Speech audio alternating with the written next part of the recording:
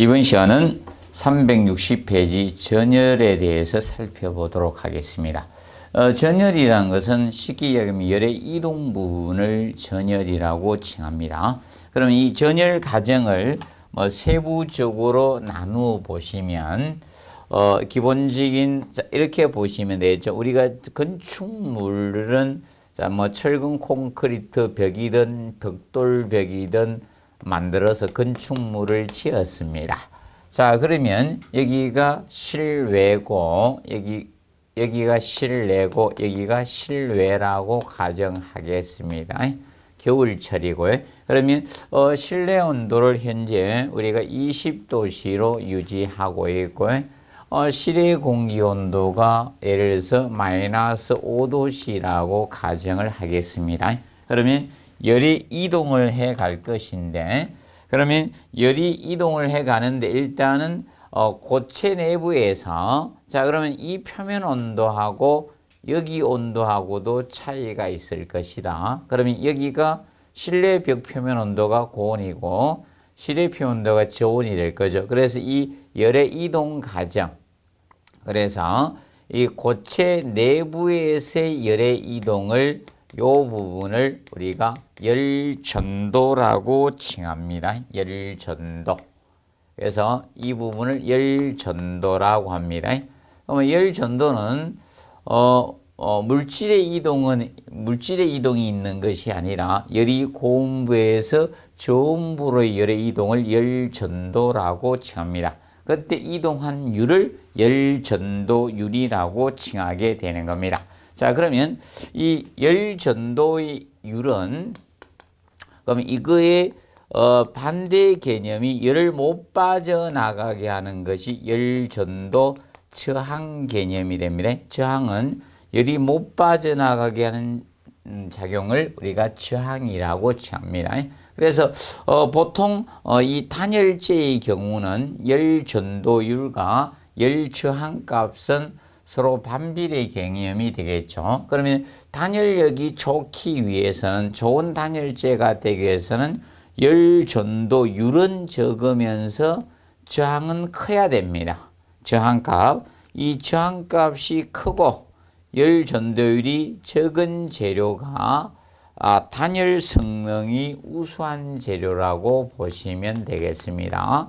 단열 성능이 우수하게 됩니다. 우수한 재료단 측면을 기억해 두시고, 그러면 대표적으로 여러분들 단열재들을 보시면 압축 스티로폴이라든지 이런 것은 율은 적으면서 저항값은 크게 됩니다. 그래서 우리가 겨울철에 옷을 입을 때도 율은 적으면서 저항값이 큰 이런 파카 이런 것을 많이 입는 이유가 이 단열 성능이 우수하기 때문에 그렇다라고 보시면 되겠습니다. 그런데 거기서 거기 니은에 보시면 작은 공극이 많으면 열전도율이 적어집니다. 그래서 일반적으로 이제 스티로폴도 이제 이 공극이 많도록 해준 거죠. 그리고 이런 오리털이나 거위털 같은 것도, 자, 이 털 사이사이에 아주 미세한 기름 가지고 미세한 공기 형태를 만들고 있다는 겁니다. 그래서 단열력이 좋은 거죠. 율은 적으면서 저항은 크기 때문에. 그래서 보통 거위털이나 이런 오리털 같은 경우 솜털을 많이 이용하는 이유가 그것이고요. 그래서 보통 일반 예를 들어서 드라이클링을 하게 되면 단열력이 뚝 떨어집니다. 기름이 다 빠져나가기 때문에. 그래서 거위털, 오리털 같은 것은 일반 드라이클링을 하시면 안 됩니다. 전용 세제를 써줘야지 계속 그 작은 공기 상태를 유지할 수 있는 겁니다. 그래야지 단열력이 우수하게 됩니다. 그리고 디귿 보시면 재료의 습기가 참 열전도율은 우리가 커지게 됩니다. 이것은 이해가 좀 힘드신 분들은 겨울철에 우리가 젖은 옷을 입게 되면 더 추워지죠. 그와 같이 습기를 차면 이 열전도율이 커져서 단열 능력이 떨어질 수밖에 없습니다. 그래서 열전도율에 대해서 간략히 알아두시고, 그러면 열전도율의 단위는 바로 기본적으로 이걸 쓰고 있죠. 그래서 열전도율은 메다, 1m 2K 온도. 그러면 두께 1m를 이동할 때 온도 차이 이렇게 났을 때 얼마만큼의 열의 이동이 됐느냐 와트 이렇게 표현합니다. 그래서 길이당이다. 열 전도율은 길이를 기준 잡고 있다는 메다 기준이라는 점을 알아두시고 이것은 면적 기준이 아니라는 점을 좀 주의해서 봐두시면 되겠습니다. 자, 그러면 두 번째 보시면 열전달. 자, 열전달은 거기 이렇게 정의하고 있죠. 고체 벽과 이에 접촉한 공기층과의 전열 현상. 그러면 지금 현재 자, 이 실내 공기 온도가 높고 이 표면 온도보다 높기 때문에 이 공기에서 자, 이 고체 표면으로 열이 이동이 되겠죠. 다시 이 고체 표면 실내 공기로 열이 이동을 해 갈 겁니다. 그래서 이것을 열전달이라고 칭합니다. 열전달. 그러면 열전달은 일반적으로 이 경우에 열전달률에 대해서는 우리가 알아두실 것이 요 경우는 단위가 열전도율의 단위하고는 차이가 있습니다. 요거는 와트 퍼 면적입니다. 1제곱미터 면적당 열의 전달을 나타내기 때문에 이것은 면적입니다.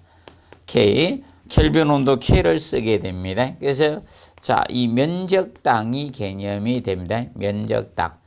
주의하실 것은 자, 이 열 전도율의 단위는 킬리당 기준이고요. 열 전달률은 면적당 기준을 잡고 있습니다. 자, 그래서 일반적으로 이 열 전달 과정은 자, 이렇게 될 수가 있습니다. 유체에서 보통 이런 고체 표면과의 관계죠. 고체하고의 관계입니다. 그러면 보통 유체라는 것은 보통 기체나 액체가 될 수가 있습니다. 수중 건축물도 있을 수 있으니까 아니면 뭐 수족관 같은 게 있으니까 기체 내지 액체의 개념이 될 수가 있습니다. 그래서 유체에서 고체 표면으로 열이 이동이 될 수도 있을 거고 반대로 고체 표면에서 유체로의 열의 이동을 우리가 열 전달이라고 칭하고 그때 얼마나 이동했는가가 바로 열 전달 유리 개념이 됩니다. 그래서 일반적으로 자, 이 풍속 바람의 영향하고 열 전달률은 상관성이 많습니다. 그래서 우리가 겨울철에 더울 때 어떻게 하는가 하면 이 부채가 이렇게 붙여져 풍속을 주게 되면 우리가 더 시원해지 열이 빨리 이동해 갈 수가 있는 겁니다. 그래서 이 풍속하고 연관성이 있다는 점을 우리가 알아두도록 해 두시면 되겠습니다. 그리고 열관류. 열관류라는 것은 이 전체 과정을 나타냅니다. 그러면 열전달, 열전도, 열전달 거쳐서 고체로 분리된 어떤 공간에서 다른 공간으로 열의 이동, 열이 통과됐다는 거죠. 이것을 열관류 현상이라고 합니다. 그래서 열관류 또는 열통과, 열이 통과해 갔다 해서 열통과라고도 칭하고 있습니다. 열통과. 그러면 열통과는 열전도, 열전달의 과정을 거쳐서 고체로 격리된 공간, 하나의 공간에서 다른 공간으로 열의 이동을 열관류, 열통과라고 칭하고 있습니다. 그러면 열관류율 얼마나 열이 자, 간통에서 흘러갔느냐? 열관류율적인 측면을 보실 때 열관류율 단위도 자, 이 열전달률 단위와 동일하게 면적당 기준을 잡고 있습니다. 단위. 그래서 watt per meter 자성 K 개념이 됩니다. 면적당 기준이다. 그러면 길이당 기준 잡는 것은 자, 저것만 기준을 잡고 있다는 점 명심하십시오. 열전도율만 잡고 있다는 측면을 기억을 해 두시면서 계산과 관련돼서 자, 하나만 먼저 보도록 하겠습니다. 그래서 우리가 열 전도량 계산 있죠. 그래서 361페이지 제일 상단에 가면 열 전도 열량 계산. 그러면 열 전도되는 열 전도 열량 계산에서 보시면 교시는 열 전도량은 다음과 같이 해주시면 되죠. 그러면 일반적으로 자, 거기 람다가 있죠. 열 전도율.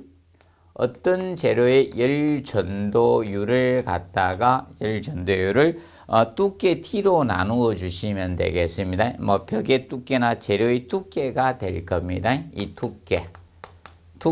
근데 단위는 메다가 돼야 된다는 거죠. 단위는 메다. 그래서 이 곱하기 거기에다 A 면적에다가 이 벽 표면적.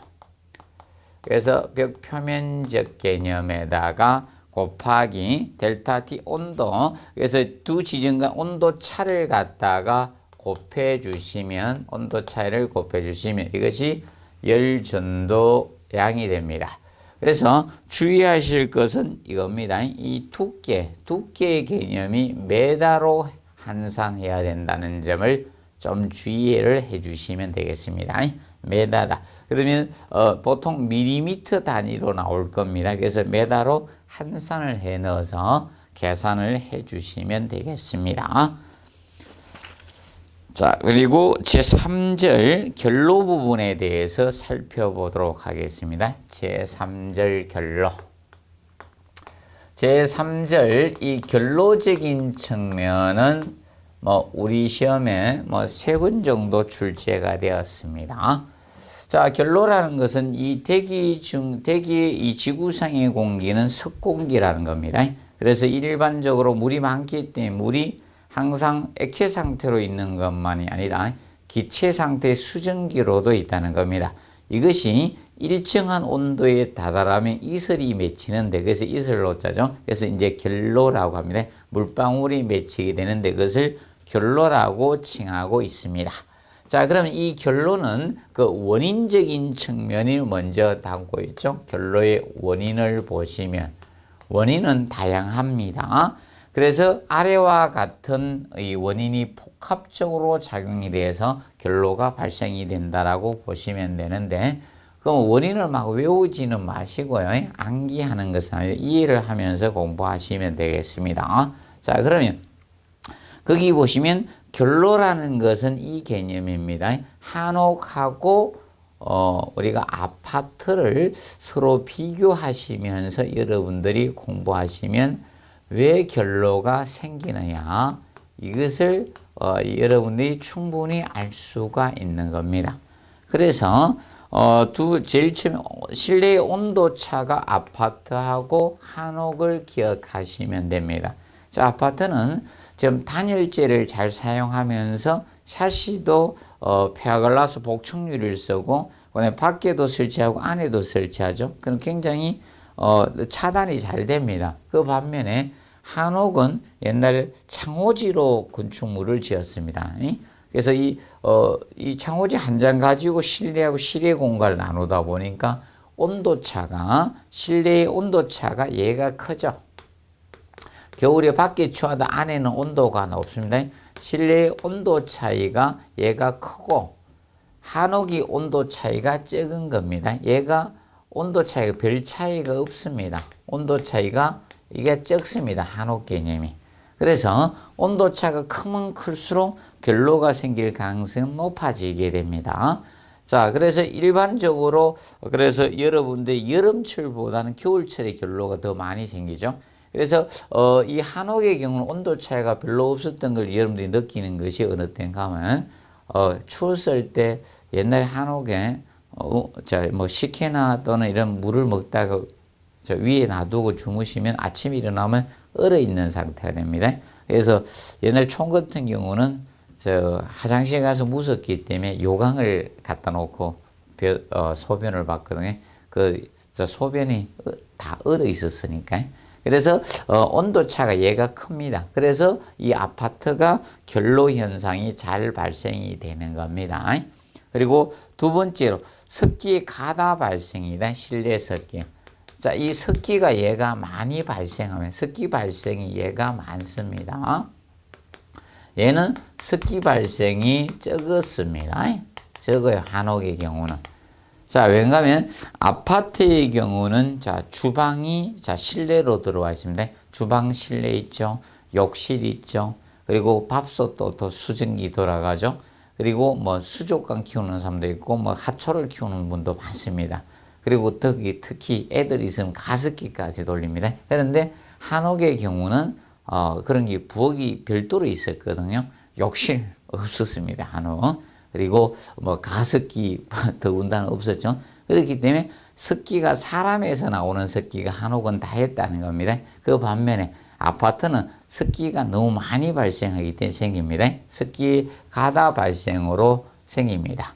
자, 그리고 세 번째, 생활 습관엔 한기 부족입니다.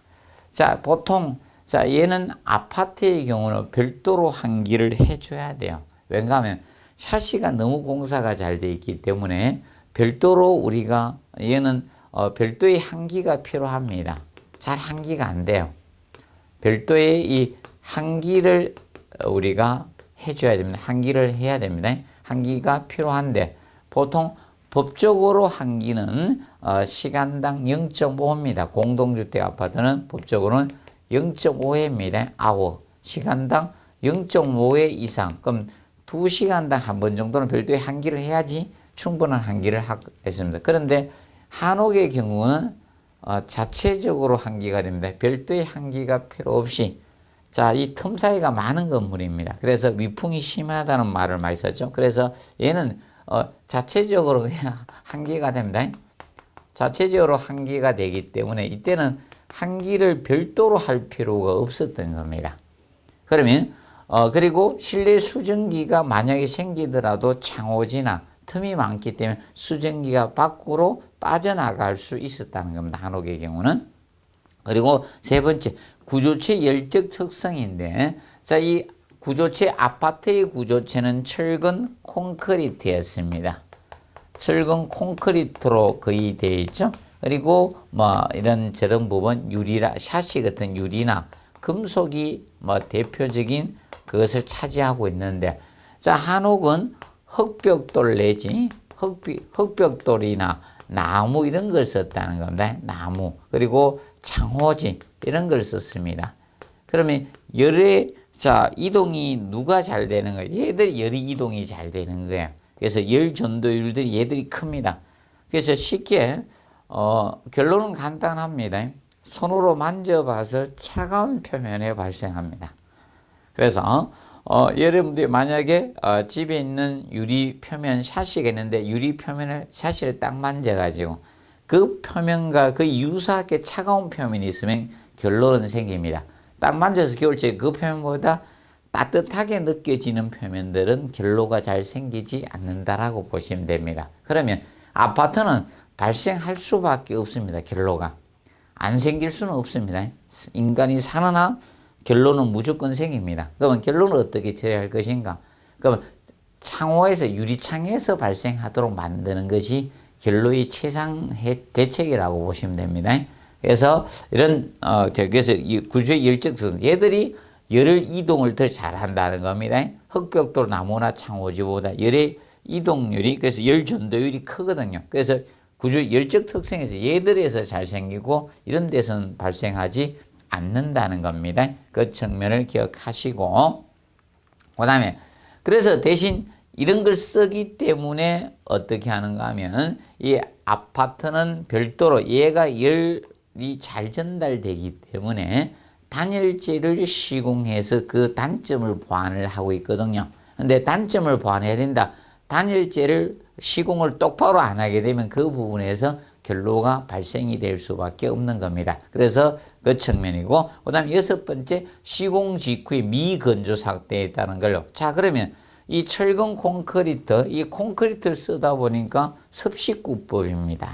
물을 사용하는 공법을 가졌다는 겁니다. 그런데 이 시멘트 제품은 일정 정도 자기가 습기를 함유하고 있으면 빨아들입니다. 흡수율이 있기 때문에 흡습을 합니다. 그러면 이것이 아파트에 입주해서 난방을 했을 때 겨울철에 습기가 밖으로 빠져나올 수 있다는 겁니다. 그리고 아파트 벽면은 또 도장 공사를 하기 때문에 도막방수 형태의 처리가 되기 때문에 실내 쪽으로 이것이 습기가 나오면서 미건조 상태에 따른 결로가 있고, 특히 한국 사람들이 빨리빨리를 좋아하기 때문에 입주 시기를 맞추기 충분히 건조를 시키고 입주해야 되는데 미건조 상태에서 입주하는 경우에서 이렇게 생깁니다. 그래서 이 6가지 원인이 복합적으로 작용돼서 이 결로는 생기게 됩니다. 그래서 결과적으로 이 결로라는 것은 사실 이겁니다. 다습했기 때문에 생겨요. 보통 결로의 기본은 이거거든요. 표면 결로가 있을 수 있고 뭐 내부 결로가 있을 수 있는데 기본은 이거예요. 보통 어떤 실내 표면이 있을 때, 자, 이 실내 표면 온도하고 실내 표면 온도 개념하고 이 실내 공기 노점 온도의 관계상 생기는 거죠. 실내 공기 노점 온도. 이설이 맺히 시작하는 이 온도하고 연관해서 발생이 되는 겁니다. 그러면 이렇게 됐을 때 이 실내 표면 온도가 낮고 이 실내 공기 노점 온도가 높아버리면 이 경우는 표면 결로가 발생이 되는 겁니다. 이 경우에 표면에서 물방울이 발생이 되는 거예요. 표면 결로가 발생하는 것은 바로 이것 때문에 발생하는 겁니다. 그러면 반대로 해주면 표면 결로를 방지를 할 수가 있는 겁니다. 그러면 이 실내 표면 온도를 높여줘야 됩니다. 표면 온도를 높게 하는 방법이 방지 대책입니다. 이걸 높게 설계를 해줘야 돼. 이거 실내 공기 노점 온도거든. 그러면 이 실내 공기 노점 온도를 최대한 낮춰줘야 돼요. 공기 이 노점 온도를 낮추어지는 것이 방지 대책의 일환입니다. 이걸 최대한 낮춰줘야 되는 겁니다. 공기 노점 온도를 최대한 낮춰주시고 실내 표면 온도를 높여주는 것이 결로 방지 대책의 일환의 개념이 되는 겁니다. 그래서 반대로 우리가 하시면 이것이 표면 결로 방지 대책이 됩니다. 그러면 실내 표면 온도를 높이는 방법은 뭐 여러 가지가 있겠죠. 뭐 실내 표면 온도를 높이는 방법은 자, 난방을 해서 여러분들이 저거 생각하시면 된다. 겨울철에 차 표면에 유리창에 결로가 생기면 히터를 켜서 이 열을 갖다가 붙여버리죠. 앞 유리창 표면에. 아니면 뒤에는 열선 가지고 실내 표면 온도를 높이는 방법이죠. 그러면 이는 난방을 해서 표면 온도를 높이는 방법이 있을 겁니다. 건축물을 자체를 막 저 안에다가 뭐 불 떼서 또는 열선을 넣어가지고 온도를 높일 수는 없으니까 보통 난방을 해가지고 하는 방법이 있고요. 그 다음에 밖에다가 이 단열재를 시공하는 방법이 있겠죠. 이 부분에다가 그러면 이 단열재를 공사를 해버리면 단열재를 시공해주면 차가운 외기를 여기서 차단시키잖아요. 차가운 외기를 차단시켜버리니까 이 표면 온도가 떨어지지 않는다는 겁니다. 보통 노출되어 있으면 열이 많이 뺏기면 차가워지거든요. 그래서 이런 단열재 시공하는 방법이 있을 것이고, 단열재 시공을 해서 열관류 이런 저항값을 갖다가 높여주는 겁니다. 단열재 시공을 해서 열관류 또는 열전도장 이 저항을 크게 하면 우리가 이 표면 온도가 높아질 수밖에 없는 겁니다. 이렇게 처리하는 방법이 있고요. 그 다음에 실내 공기의 노점 온도를 낮추는 방법. 자, 이 노점 온도는 뭐하고 영향이 있는가? 이설 노자죠. 이설이 맺히기 시작하는 온도를 우리가 노점 온도라고 정했습니다. 그러면 이 노점 온도를 낮추는 방법은 습기하고 습도하고 노점 온도는 비례 관계의 성립이 됩니다. 습도가 높으면 노점 온도가 높아지고 습도를 낮추면 노점 온도가 낮아집니다. 그러면 실내 공기의 노점 온도를 낮추는 방법은 바로 이 실내 습도를 낮추는 겁니다. 실내 습도를 낮추면 됩니다. 그러면 실내 습도를 낮추는 방법은 여러 가지가 있겠습니다. 그러면 수증기 발생을 최대한 억제시키는 겁니다. 이 수증기 발생을 억제시키는 방법이 있을 것이고 최대한 억제시킨다. 그러면 가습기나 이런 것을 틀지 않는 방법이 있겠죠. 그래서 봐두시고 그리고 실내 수증기가 생겼을 때는 기계 한기를 통해서 실외로 배출을 하는 거죠. 기계 한기를 하면서 실외로 수증기를 배출하는 겁니다. 수증기를 실외로 배출하는 방법이 있을 것이고, 그다음에 이제 그래서 여러분들 이겁니다. 주방에 후드 설치했거나 욕실에 환기팬을 설치해서 어떻게 하고 있어요? 이것을 밖으로 빼냅니다. 최대한 틀어주셔야 됩니다. 나는 환기팬을 틀고 샤워를 하니까 춥다고 해서 환기팬을 안 틀고 샤워를 하시면 안 된다는 거죠. 그래서 실외로 배출하는 방법이 있고, 그 다음에 이 거실과 같은 데는 이 환기 횟수를 높여주는 거죠. 자연환기. 환기 횟수를 자주 해서 환기 횟수를 증가시켜서 우리가 실내 습도를 낮춰주는 방법을 쓰시면 됩니다. 자, 그리고 이런 제습기, 감습기를 쓰는 거죠. 이 제습기를 이용해서 실내 습도를 갖다가 낮추어 주는 겁니다.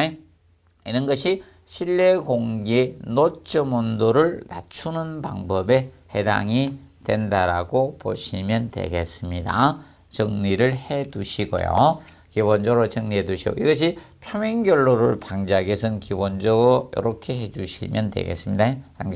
정리해 두시고, 그 다음에 이제 거기 보시면 내부 결로 방지, 내부 결로의 개념이 나오고 있습니다.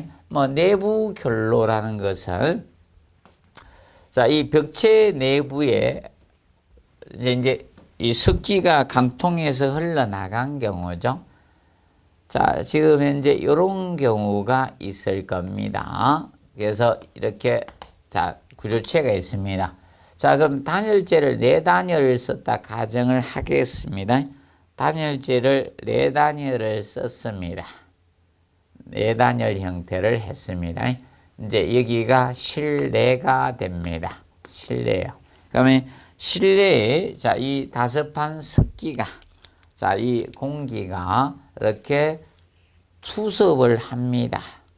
뚫고 들어갈 수 있죠. 투습을 하게 되면 이 내부에서 물이 생길 수가 있겠죠. 이것을 내부 결로라고 합니다. 내부 결로. 그래서 이것은 내부 결로는 왜 발생이 됐는가 하면, 내부 결로의 발생은 이 습기가 투과해서 들어갔기 때문에 내부 결로는 발생이 되는 겁니다. 이 내부 결로. 그러면 투과하는 것을 방지해 주는 게 결로의 방지 대책의 일환이라고 보시면 되겠습니다. 그러면 내부 결로를 방지하기 위해서는 이 투습, 이 실내 이 수증기가 이 투과되는 것을 방지해 줘야 됩니다. 그래서 방지하기 위해서는 방습층을 우리가 설치를 해 주는 겁니다. 방습층을 설치해서 습기가 투과되는 걸 방지해 주셔야 됩니다. 그래서 이 방습층의 경우는 저걸 보시면 되겠습니다. 주방이나 욕실의 타일을 보시면 된다. 욕실 아파트의 타일 개념. 이것이 바로 방습층 개념이라고 보시면 되겠습니다. 그래서 이 방습층을 설치해서 이 결로를 방지해 주면 되겠습니다. 그런데 방습층은 실내측 쪽에다가 공사를 해야 돼. 실내측 중에서도 고온부 쪽에 공사해서 습기가 투과되는 걸 방지해 줘야 됩니다. 그럼 이 그림상은 여기에다 설치해야 된다는 겁니다. 여기가. 그러면 실내 중에서도 단열재 기준으로 여기가 저온이고 여기가 고온부가 되겠죠. 여기에다가 방습층을 설계를 해서 습기가 투과되는 걸 방지를 해줘야 됩니다. 그러면 만약에 이 타일 설치가 힘들면요, 예를 들어서 비닐 벽지 같은 걸 공사해줘서 습기가 들어가는 것을 최대한 방지를 해주시면 되겠습니다. 기억해 두시고. 그래서 이제 결로적인 측면을 먼저 다뤘고요. 그리고 363페이지 상단에 보시면 결로가 발생하기 쉬운 곳이 나옵니다. 그래서 먼저 1번에 벽체 열 관류율이 작으면서 지금 단열재 공사를 했기 때문에 열이 밖으로 빠져나가지 않습니다. 지금 현대식 건물들이 적으면서 틈 사이가 작은 건물 바로 기밀한 시에서입니다. 틈 사이가 많게 되면 실내 수증기가 실외로 빠져나갑니다. 사실 아파트가 철근 콘크리트로 만들어졌지만 그러면 철근 콘크리트 자체만 썼으면 열 관리율이 클 건데요. 단열재를 공사함으로써 열 관리율은 적어졌다는 겁니다.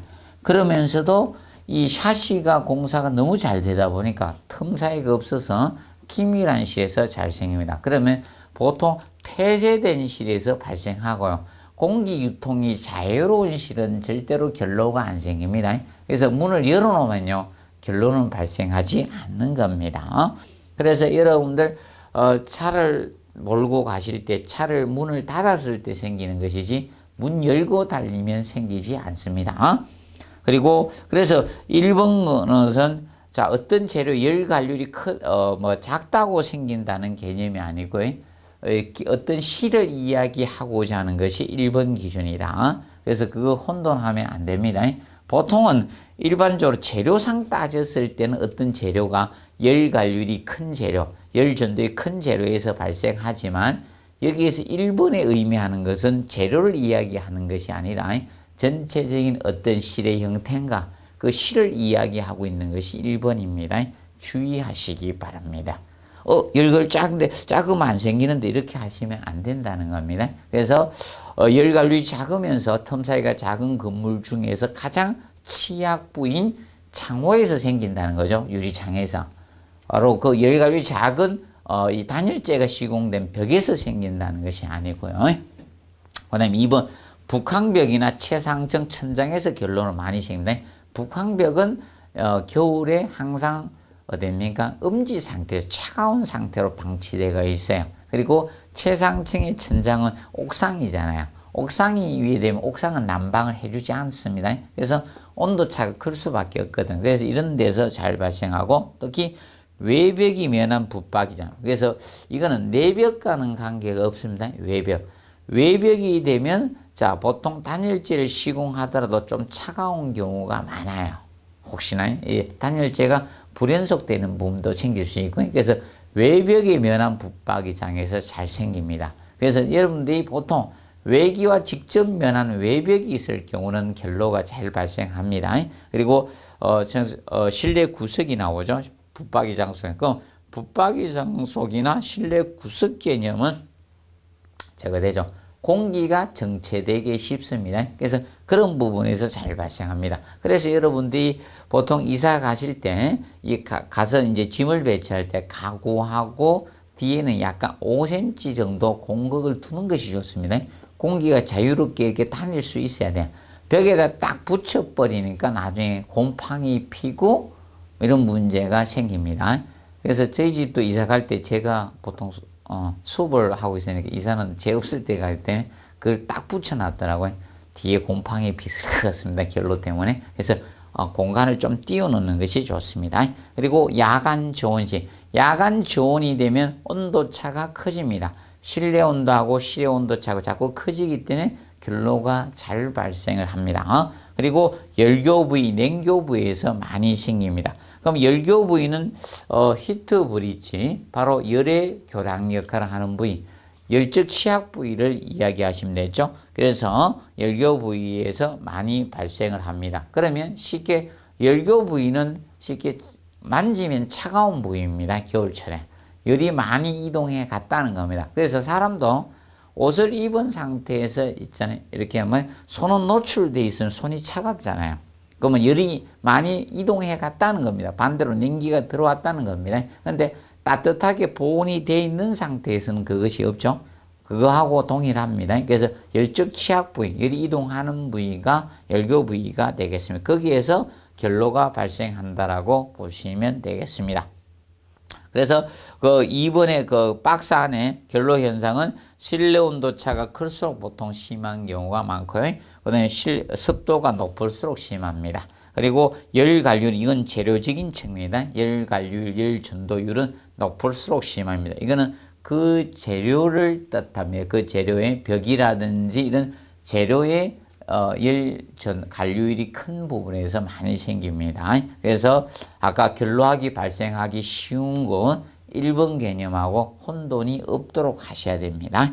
자, 그리고 열 전도에 심할수록 큽니다. 그리고 한기가, 실내 한기가 부족할수록 심합니다. 한기를 자주 하면 결론은 발생하지 않습니다. 그래서 문 열어놓고 살면 결론은 안 생깁니다.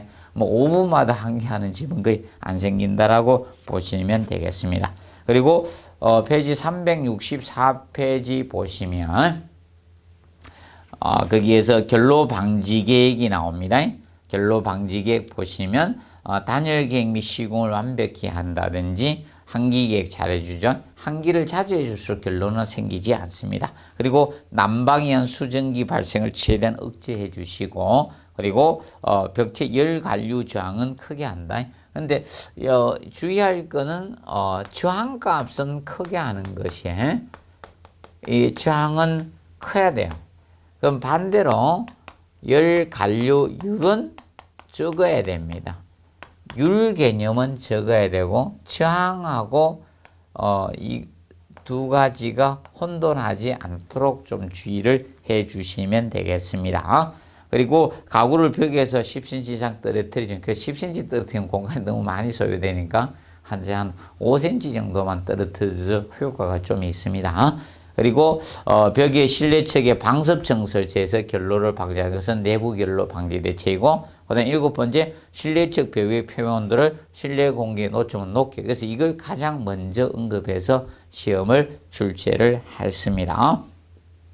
그래서 뭐 그 문제는 페이지 365페이지 보시면 1번에 실내의 사람의 온열 감각에 영향을 미치는 4대 요소에서 나왔는데, 이것은 보통 우리 온도만, 기온만 가지고 쾌적을 느끼는 거 아니다. 주변에 습도나 기류나 복사열 영향을 받습니다. 그럼 보통 우리나라 겨울철에 지원 저습입니다. 그래서 보통 더 춥게 느껴지는 경향이 있습니다. 올겨울은 조금 차이가 있지만, 그리고 보통 이 바람이 불게 되면 체감 온도가 더 떨어지죠. 이 기후 풍속하고 영향을 주는 겁니다. 그리고 옆에 난로 표면이 있기 때문에 틀려지죠. 또 차가운 빙벽이 있거나 있을 때는 열 복사에 의해서 열이 이동하기 때문에 그것이 영향을 줍니다.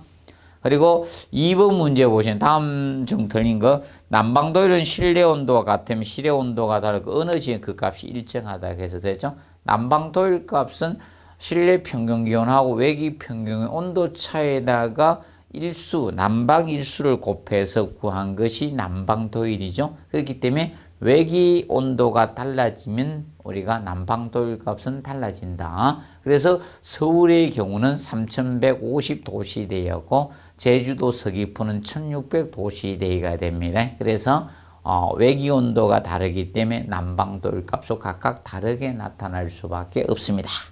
자, 그리고 그래서 1번이 틀렸고, 난방도율이 작을수록 연료 소비량은 적어지겠죠. 난방도율 값이 크면 그 지방이 추운 지방이니까 연료 소비량도 많아지게 될 겁니다.